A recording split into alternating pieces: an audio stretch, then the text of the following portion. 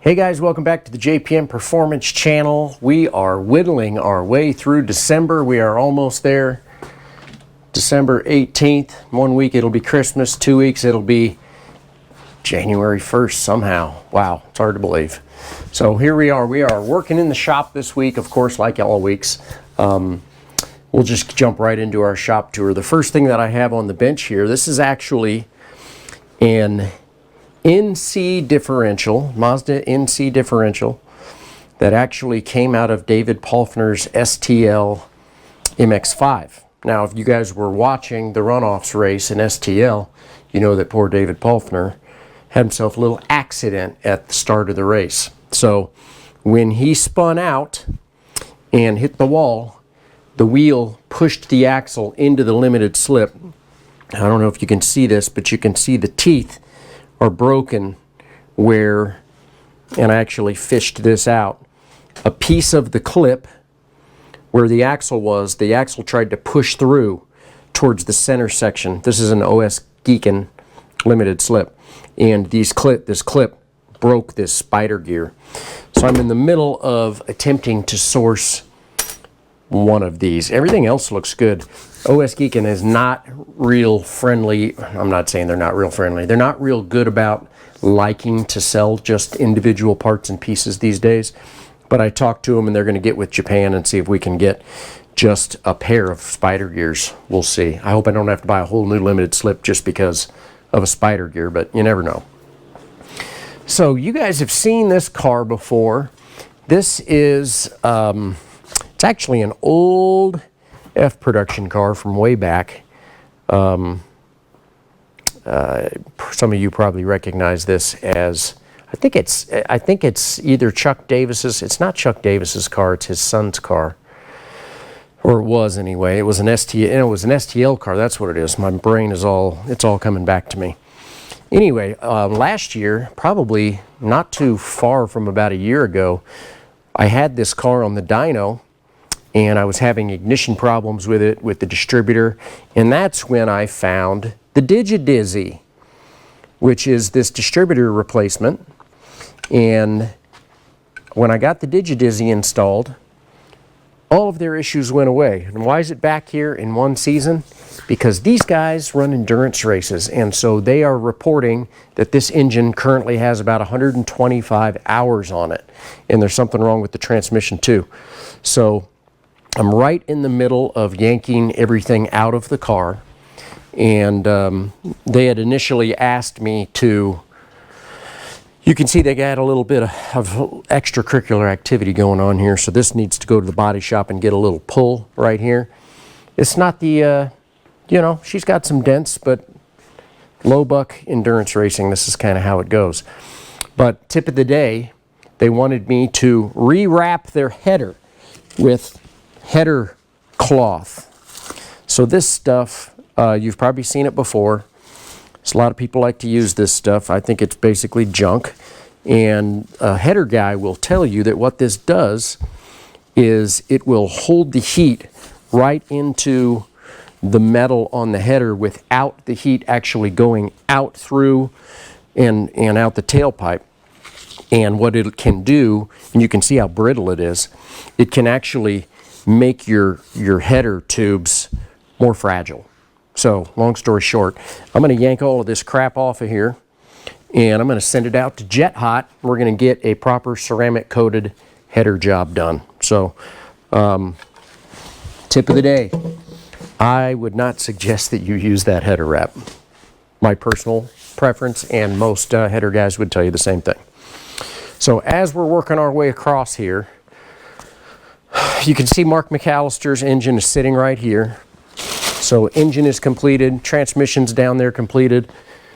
Just need to get that done, get it put together and installed into the car. Now, they live in, I'm going to say it's New York. So they're kind of snowed in, so I'm not in a huge big hurry to get that all into the car, get the car done, because odds are they're not going to come pick this car up for another 2 or 3 months anyway. Did finish Mike Fro's transmission, close ratio Quaife transmission is completed, so that is really good. And believe it or not, you guys are going to get a look. Look at this beautiful crate. Take a look at this. You know what that is? Rocketeer. Customs cleared. Inside of this crate that just came in are the kits for the first 2 Rocketeer conversions. So still waiting on the engines, although I did get confirmation that they're on their way. So that is actually not going to take near as much time to get. I'm super excited to open this up. Now, we don't talk a whole lot about the Rocketeer stuff on our shop tours. Why is that? Because we have a whole slew of videos just for the Rocketeer stuff. So super excited. This is a long time coming. If you guys have been watching these shop tours this year, you know that this is a long time coming. So can't wait to get that unwrapped. Now, down here in the dyno bay is Rich Grunwald's car, completed. So when I say completed, the engine's in, running, initial break-in, moved it down here to the dyno so that this afternoon when it's nice, because it's going to be a nice warm afternoon, we are ready to get this baby on the dyno and get it finished. But it's already looking really good. Really good oil pressure, hot and cold. Super excited to get this going for him. So we are having a pretty nice week weather-wise here in Topeka. So it's already in the 50s. We're going to get this finished up today, and he'll be here in the next week or so to pick that up. Mazda 2 wise, for those of you that follow some of my posts on Instagram and Facebook, you know that what I've been focusing on over the last week is actually cleaning the engine compartment. And I'll tell you what, she's looking good. Look at that steering rack. I mean, this thing is clean. So I've got it really clean. Look at that. There's not even any dirt at all. The header got stained, which is unfortunate, but it already has the jet hot coating on it, and you can't see it when the engine is in the car. So I'm going to say I'm not going to recoat it. That's a bunch of money spent for no gain. So I'm not going to do that. Next thing to do is to dig out the engine and transmission and now work on putting all of this back together. Actually did do I guess I'll talk about it. So those of you that know me know that let's walk down this way while we're doing this. Those of you that know me know that I'm a little obsessive compulsive when it comes to cleaning and organizing, which is one of the ways that I actually stay very efficient in all of my work in the shop. And so I've been wanting to do this for a few years. We're going to go upstairs up on the mezzanine where nobody has been.